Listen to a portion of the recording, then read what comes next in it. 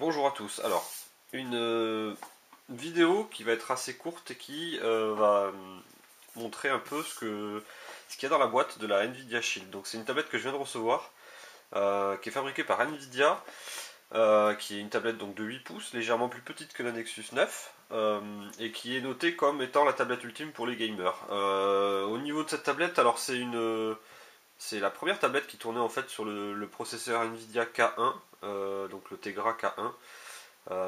Elle est légèrement plus puissante d'un point de vue graphique que la Nexus 9. Il me semble qu'il y a plus de cœur au niveau du processeur graphique. Par contre, c'est à peu près le même processeur euh, de traitement standard que la Nexus 9.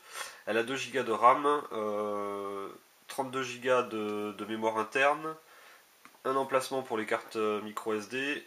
Et cette version là, c'est la version 4G. Donc en fait, je vais pouvoir mettre une carte SIM dedans et, être connecté n'importe où. Elle a un stylet qu'on va voir qui est super intéressant parce il gère en fait la pression. Et elle a 2 haut-parleurs en façade qu'on verra aussi. Donc c'est vraiment un produit qui est super bien sur le papier. On peut lui ajouter une manette de jeu en Bluetooth qui permet donc d'être encore un peu plus gamer, et elle a la particularité de pouvoir streamer tous les jeux PC du moment que le PC est équipé d'une carte Nvidia récente, c'est-à-dire que je vais pouvoir jouer sur cette tablette à tous les jeux que j'ai sur mon PC.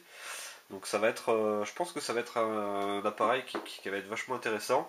Et le plus intéressant dans tout ça, c'est qu'en fait, elle est à moins de 400 euros, c'est-à-dire que je crois que je l'ai payé 380 euros. Euh, Version 4G, 32 Go. Donc il est évident que la version 16 Go, qui est juste Wi-Fi, elle est moins chère que ça. Je crois qu'elle a 300 euros en fait.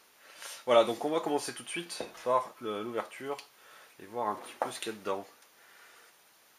Alors, hop, on va ouvrir ça proprement. Hop.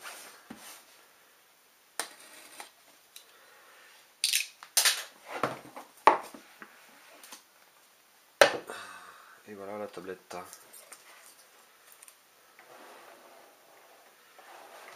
Donc elle est plutôt légère. C'est pas mal. Donc avant d'aller voir la tablette, on a le chargeur, un câble, un petit manuel.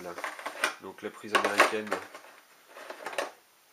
les prises européennes.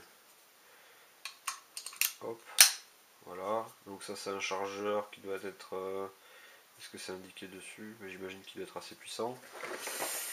Et puis, je pense que c'est tout. Je pense qu'il n'y a rien dessous. Ok. On va mettre tout ça de côté. Le câble. Bon, c'est un câble standard. Et la tablette.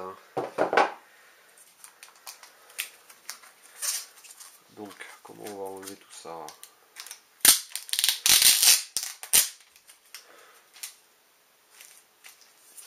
Je la trouve plutôt jolie. Sur tous les photos et vidéos que j'avais vues sur cette tablette, je la trouvais vraiment sympa. En fait, elle a un côté mat. Donc le côté arrière est mat, avec le nom de la tablette Shield, donc qui est lui brillant. Donc ça fait un effet sympa. Voilà, donc elle est pas mal plus grande que la Nexus 7. Nexus 7 pour comparaison, avec sa housse bien sûr. Donc l'écran est quand même plus grand. Elle est plus lourde aussi, par contre elle se tient quand même encore à une main.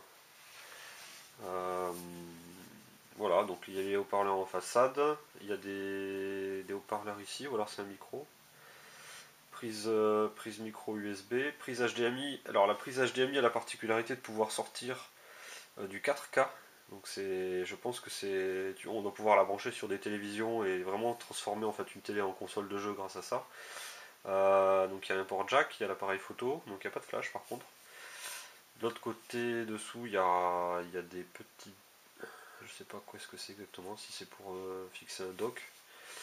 Et sur le dessus, donc on a le bouton power, les boutons de volume, l'emplacement micro SD, l'emplacement de la SIM et le stylet qui se sort comme ça.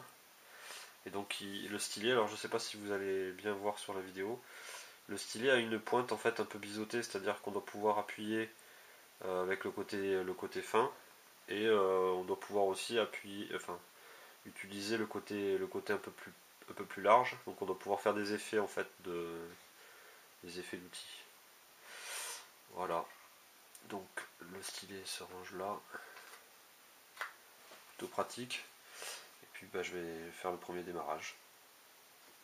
A noter oui qu'il y a une caméra de façade ici. Voilà, donc je suis plutôt satisfait. Donc il est évident que le format de la tablette n'est pas 4 tiers comme celui de la Nexus 9, qui est un peu plus petit.